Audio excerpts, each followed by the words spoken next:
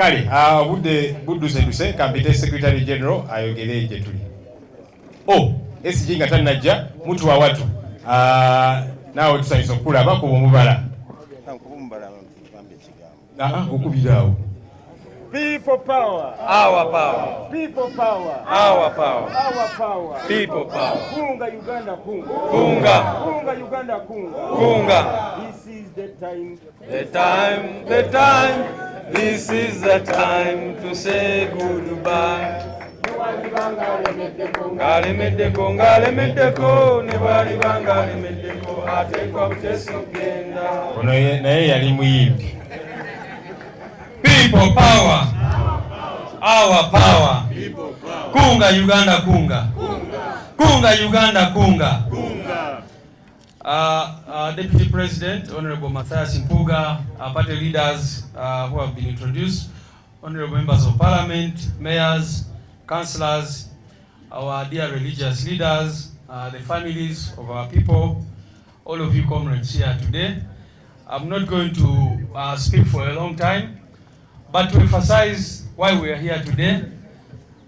We are here to remember our brothers, Honorable Alan Sewanyana and Honorable Segri Muhammad, who have today spent exactly 1 year in illegal detention. When I was studying political education before it was banned in Senior 2 or Senior 3, the 18 points which Amin gave for removing Obote, the first was unlawful detention without trial.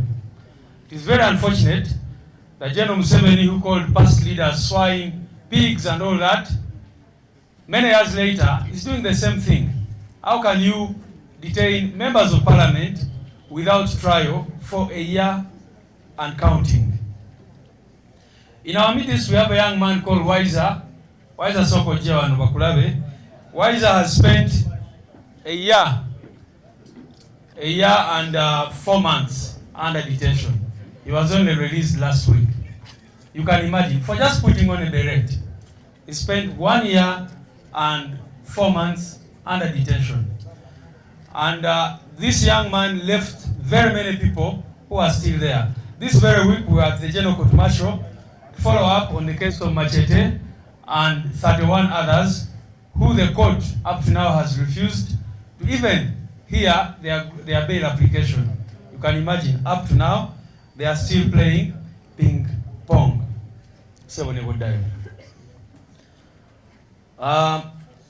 As we speak, 4 of our comrades are being brought to court, Serunkuma, John Bosco and others who were arrested for trying to protest about the situation of our people in the diaspora, in UAE, who are returning dead, and those who are detained there. They were picked up and arrested, and I think they are being taken to court for simply exercising their constitutional right to protest. As we speak, a lady called Teddy Nalgoa, 27 years old, she calls herself Tracy Bobiholic, was picked up, and 11 days later, we don't know where she is, up to now. Together with another called Kelly Slender, who calls himself John Kelton on Twitter. Their crime apparently is making videos that all of you saw. But we are saying that if they have committed any offense, produce them in court within 48 hours as commanded by the law. The missing persons, you've seen their families here. We still have so many people who we don't know where they are up to now, almost for 2 years.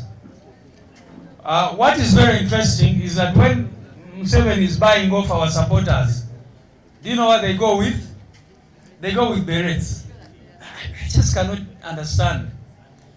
When he wants to buy off our people, they go with berets to show that, and he takes pictures with them in berets. And then he's saying that these berets belong to the military. So you can imagine. I am very glad today that a very big number of honorable members of parliament have joined us to show solidarity with their colleagues who are in prison, but also to make it clear that all of us are still fighting for the freedom of our people. That is why we are here, and we shall stop at nothing until we get freedom for all our comrades who are detained. Njagadde kwebaza abantu mwena abazze leero okujjukira baganda baffe ababaka Honorable Alan Sewanyana ne Honorable Segirinya Muhammad abali mukomera wiiki eno mbaddeyo okubalabako nga bakyali bagumu newankubadde balwadde tebamanyi kiddako nga bwe mujjukira bajja mu kooti weeks 2 emabega bamu kuba mu luzungu betuyitako accused persons ne bakikakasa oba bavunaanibwa nabo ne bakikakasa nti baba batokyalinga ne babatulugunya ne babagamba nti mugende mulumirize Sewanyana ne Segirinya nti babatuma okukola ebijambiya e Masaka. Omulamuzi yabakkiriza okwogera after 2 weeks ne bamujja mu musango. Kati wenjogerera ababaka baffe tebalina mulamuzi kubanga omulamuzi abadde akola ku musango gwabwe bamutransferinze ne bamujja mu musango ogwo. Kati bali awo tebamanyi kigenda mu maaso. Era tuli wano okuwanjagira omutonzi ye Katonda tumanyi bulungi nnyo nti atema ekkubo weritali. Era tumanyi bulungi nnyo tujja kulaba oba oli awo ekyamagero abantu baffe baveeyo.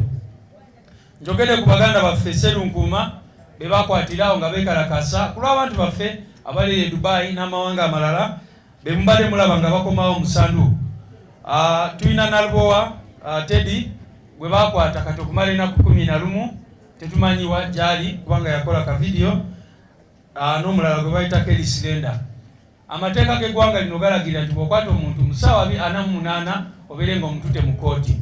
Twebuuza aga amateeka gakyaliwo oba Machete ne baganda baffe abalala bakyali mukomera. Era weekend tubadde mu court martial. Era ekisooka tebalina kubeera mu kooti y'amagye kubanga teri mubo omujaasi oba ki naye bakyali mu kooti y'amagye era babame bail weekend omusango wabwe ne bagamba bakomewo ennaku 26. You can imagine weeks zonna nga balinze bwekanya bamaze omwaka mulamba nabo mukomera. Nga bwe mulabye family z'abantu baffe wano ku kitebe tulina abantu 15 betumanyi nti up to now they are missing, teri amanyi gye bali. Ate tubeerawo ne tufunayo abalala eyo obaoli abatanatuuka wano, so those people are still missing. Kyanaku nnyo naye njagadde okwebaza ababaka baffe aba NUP, bameya, bakansala n'abalala mwebale nnyo okuteekawo pressure. Mwebale nnyo n'abakansala James Mubiru abadde akwasaganya ensonga za missing persons ne balooya mwena mwebale nnyo mwebalire ddala. Legal team yaffe omulimu gwekola gwa ttendo. Welfare department yaffe egezezaako nayo nga bwesobola okuyamba ku family z'abantu baffe, naye munange tetusobola kureplacinga Honorable Segirinya oba Honorable Sewanyana oba omuntu yenna gwe basiba kubanga bangi nnyo ate beetaago biba bingi nnyo. So tuyinza okubanga tusobodde okubayambako ku nsonga ezimu naye si zonna tusobola okubayamba. Kyetwetaaga bwekanya. We need justice for our people. Without wasting any other time, may I now invite our Deputy President to address us and close this gathering. Thank you.